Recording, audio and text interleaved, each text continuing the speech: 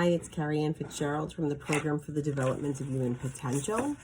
And today we're talking again about See You Later, Alligator.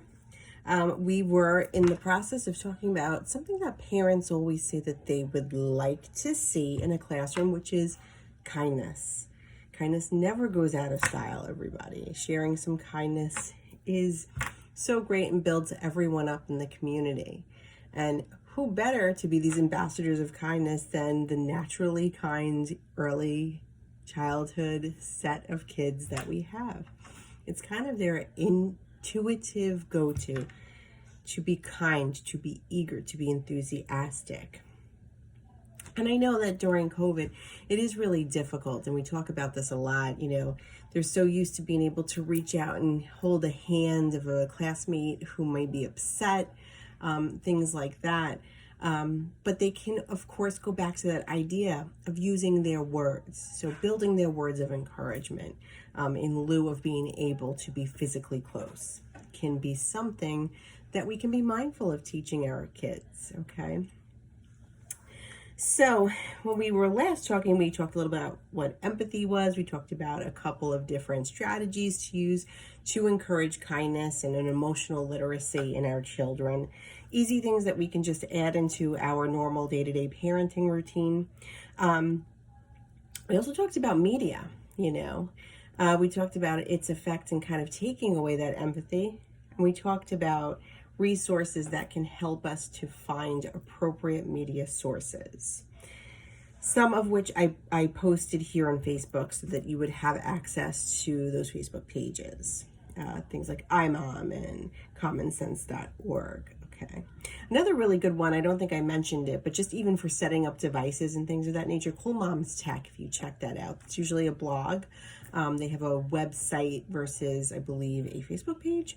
But they are great for those practical tips that people who need something user-friendly in setting up their devices for their kids could go to. So even thinking about what organically goes on around us, thinking about reading stories. What's the character doing? What does that tell you about how the character is feeling, right? Those actions of happiness, actions maybe of sadness. We also know that those feelings, can be used to empower our kids, to give them this assertive language, like we talked before about those different behaviors. So thinking about iMessages, teaching our kids iMessages. Now, I know we all probably had a class in high school or college that delved into a little bit of what iMessages are for communication or maybe for psychology or something like that. But really think of the power of those iMessages. It diffuses the aggressive feeling and it puts away that passivity. It gives a tool. So when a child isn't feeling good about something, they can use the feeling that they have to refuse or to stand up for themselves or for others in a way that's assertive. Guess what? We can do that too as parents, as adults in our lives. I say that because I will never forget doing one of our evidence-based programs with some older parents. And there was an awesome older sibling who came in to learn and to also assist with translating for her mom. She was such a great resource in that group. So if she's watching, hey. But I remember her coming back and saying, after you taught that piece about iMessages, I was able to use that in my personal life, not only with my siblings, but also with my friends, also with people at work. And it kind of changed the tone. It got the message across. It felt professional. It felt like a great go-to. It felt very calming to use it. And I definitely try to walk the walk here. If I'm telling you, hey, as a parent, use this, I try it. I can't advocate for something and not have an experience with it. That's just not okay. That's unethical almost. But when I started working for PDHP and I heard more and more about iMessages, and I have to always think about Ellen Fitzpatrick, who has a treasure trove of exercises on iMessages. I think about that because I did use it at home and I did model it, and I noticed my child starting to do it back to me. And in times when maybe we were frustrated or angry or those negative emotions that you don't want to act on and, yell or raise your voice or show this anger, it was able to cycle it back a little bit instead of maybe snapping at someone. Just saying, I feel, I feel a little confused as to why you don't want to do your homework right now. What can we work out? So, you know what? I'm hungry right now, or I just want to watch a little TV show right now, and then I'll do it. Okay. Of course, there may be moments that, we are at that level where we're not going to say, oh, that's right, Carrie Ann told me that I should be using an iMessage right now. I mean, that's the reality. However, if it becomes that awkward practice, that becomes aware, that becomes this automatic go-to for everyone in the house, it kind of brings that level down. It's a different way to communicate. It gets your point across. It solves a problem. Same thing for the kids. Think about it. I was very sad when you took the red crayon from the desk because I was still using the red crayon. Much better than going back and grabbing it out of your peer's hand. And now it becomes, a situation where everyone's crying and everyone's upset. It is a tool. iMessages. I feel, because, or when you, and what can we do? How can we solve that? What do you think? Brings a conversation together for everybody. Okay? It's kind of like that cycle. Also, I just want to take the time, since we did talk a little bit about social media before, and I think about it because last night I was with the high school age parents talking about social media.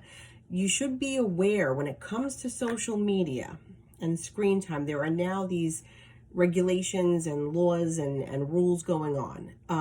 COPA laws, Children's Online Prevention and Protection Act.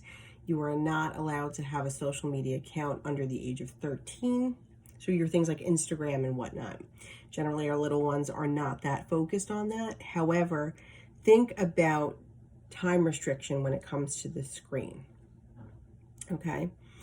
For example, the World Health Organization that we hear so much about has, in the past 2 years, enacted a piece that states that children under 1 should not be exposed to screens. Okay. We also know up into 5 years old, they have very limited time on screens. And we also know that the American Academy of Pediatrics has stated that they can agree to 3 hours of screen time in the life of a child daily. Okay. But that screen time must be supervised as well as educative. So it's no longer being able to just plop down a device and go about our business.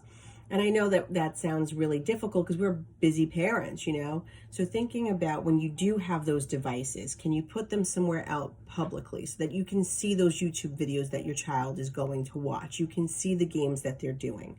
Maybe you can prop them up at the kitchen counter while you're making dinner for the night, somewhere safe. That way you're engaged more. You have that visual line, right? Setting up different parental controls, which I will say are not foolproof, but thinking along those lines, what our kids are exposed to in social media can be, detrimental to them if they're exposed to the wrong things. And, our presence can really be the deterrent there, okay? One other little tidbit is in all of this going on, building kindness and setting routines and, monitoring devices. Think about this. Our Queensboro director, Salviolo, asked me, when you go and you do some of your workshops, please ask the parents to give their kids about 20 minutes a day of unstructured time to be bored boredom is okay. Why? Because they learn the resiliency of quietude. They learn the resiliency of being with themselves, because maybe sometime in their life they will have to rely solely on themselves. And it also is a great time for them to develop those tools of creativity and imagination that can serve them very well. So give them that unstructured time, and it is very beneficial. So this weekend, I hope that you have a great time. I hope that you bond with your family. Maybe you've got a game night going on. Maybe you've got some fall baking or fall activities. Maybe you have just time to crash a little bit and relax. So please, I hope you have a great weekend. And when you come back to me on Monday, we're going to talk about family bonding, what the key times would be, how we can build closeness, mealtime, and nighttime routine. Have a great weekend.